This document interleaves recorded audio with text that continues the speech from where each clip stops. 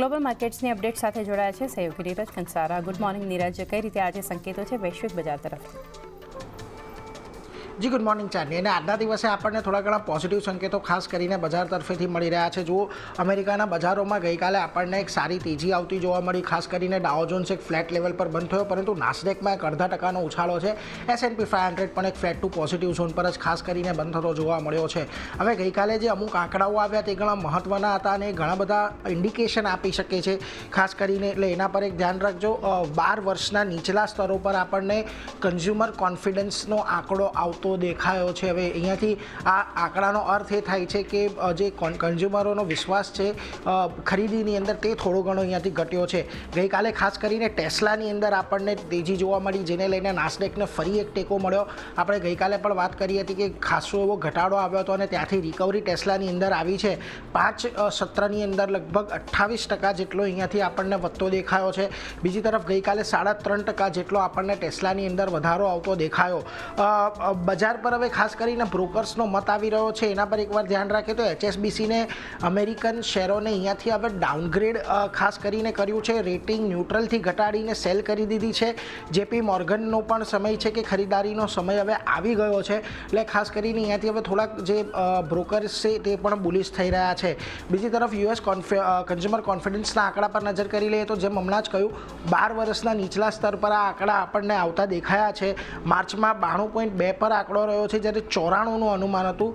મોંઘવારી ઇકોનોમિક આઉટલુકને કારણે માફ કરશો, મોંઘવારી ઇકોનોમિક આઉટલુકની ચિંતાઓને કારણે અહીંયાથી ઘટાડો આપણને આવતો દેખાયો છે અને આવનારા 6 મહિનામાં આ આંકડો અહીં અત્યારે જે 92.9 પર છે તે ઘટીને આપણને લગભગ 65.2 પર આવતો દેખાઈ શકે છે. એટલે કન્ઝ્યુમર કોન્ફિડન્સ ખાસો એવો માર્કેટની અંદર ઘટી શકે છે. અમેરિકાના જે સ્પેન્ડિંગની ઉપર, કન્ઝમ્પશનની ઉપર, આ બધા પર એક મોટો પ્રશ્નાર્થ ઊભો કરશે. એટલે કેવી રીતના આંકડા આવે છે તે જોઈએ. એક અનુમાન છે અત્યારે તો કે 65.2 સુધી આ કન્ઝ્યુમર કોન્ફિડન્સનો આંકડો આપણને ઘટતો જોવા મળી શકે છે.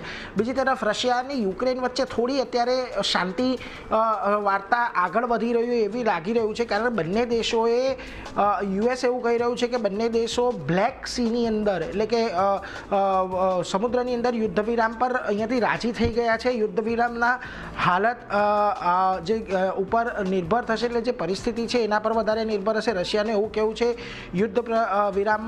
રશિયાને એવું કહેવું છે કે જો યુદ્ધ વિરામ માટે અમે આગળ વધીએ છીએ તો અમેરિકાએ જે અમારા પર પ્રતિબંધો લગાવ્યા છે, જે સેન્કશન્સ મૂક્યા છે, એ ખાસ કરીને તેમને અહીંયાથી દૂર કરવા પડશે.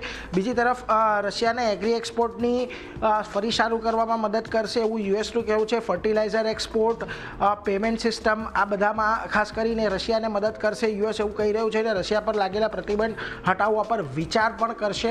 એટલે જુઓ, અહીંયાથી યુએસ જો થોડા ઘણા પ્રતિબંધો હટાવે છે તો આ યુદ્ધ વિરામ કદાચ આપણને થોડું ઘણું આગળ પણ વધતું જોવા મળી રહ્યું છે. આ બધાની વચ્ચે એક મહત્વના અપડેટ એ પણ છે કે રશિયા અને યુક્રેન અત્યારે એક સહમતિ પર આવ્યા છે કે બંને એકબીજાના એનર્જી ઇન્ફ્રાસ્ટ્રક્ચર પર, એટલે કે ગ્રીડ્સ પર કે પાવર પ્લાન્ટ પર અત્યારે કોઈપણ પ્રકારનો હુમલો નહીં કરે. ક્રૂડમાં ખાસ કરીને અહીંયાથી ઘટાડો આવી શકે છે, કારણ કે રશિયા અને યુક્રેને એનર્જી ઇન્ફ્રાસ્ટ્રક્ચર પર જે હમલા કરી રહ્યા હતા એને એક રોકવાનું વાત કરી છે. રશિયાની જે ક્રૂડ એક્સપોર્ટ છે લગભગ 5 મહિનાના ઉચ્ચતમ સ્તર પર આપણને પહોંચતી જોવા મળી છે. અને જો રશિયાના પ્રતિબંધ હટે છે તો ઈરાન અને વેનેઝુએલા પરનું જે દબાણ છે એ પણ ઓછું થઈ શકે છે. એટલે ખાસ કરીને જો અમેરિકા અહીંયાથી વેનેઝુએલા અને ઈરાનને પાછળ મૂકવા માંગે છે તો રશિયા પરથી પ્રતિબંધ હટાવવા પડે, અને રશિયા પરથી પ્રતિબંધો હટે છે તો ક્રૂડમાં આપણને વધારે ઘટાડો આવતો જોવા મળી શકે છે. એટલે આ બધા સંકેતો પર ખાસ નજર છે. પરંતુ આ બધાની વચ્ચે આજે એશિયાના બજારો તમને સારી એવી તેજી સાથે કામકાજ કરતા દર્શાવી રહ્યા છે. જો આજે નિક્કેઈમાં તમને એક સારો ઉછાળો દેખાઈ રહ્યો છે, 5%. કોરિયાના બજારો આજે થોડા ઉપર છે. તાઇવાનમાં એક ફ્લેટ ટુ નેગેટિવ કારોબાર અત્યારે છે, પરંતુ જો તમને શાંઘાઈ એક લાલ નિશાનમાં છે, પરંતુ હેંગસેંગ, સ્ટ્રેટ ટાઈમ્સ બંને જગ્યાએ પોઝિટિવિટી છે. હવે આજના દિવસે પણ આપણને ગિફ્ટ નિફ્ટીથી જે સંકેતો મળી રહ્યા છે ઘણા મહત્વના છે, કારણ કે જો ગઈકાલે આપણને જે નિફ્ટી ફ્યુચર્સનું ક્લોઝિંગ હતું 23,705 પર આવતું જોવા મળ્યું હતું. 764ના સંકેત અત્યારે ગિફ્ટ નિફ્ટી આપી રહ્યું છે. 61 પોઈન્ટના અત્યારે તેજી સાથેના સંકેતો છે, પરંતુ ફરી આપણે 23,800ને પાર કરીશું કે નહીં અને એની ઉપર ક્લોઝ આપીશું કે નહીં એના પર આગળની તેજી નિર્ભર છે. એટલે આમ તો આજે આપણને પોઝિટિવ શરૂઆત થાય એવા જ સંકેતો ચાંદની મળતા દેખાઈ રહ્યા છે. જી.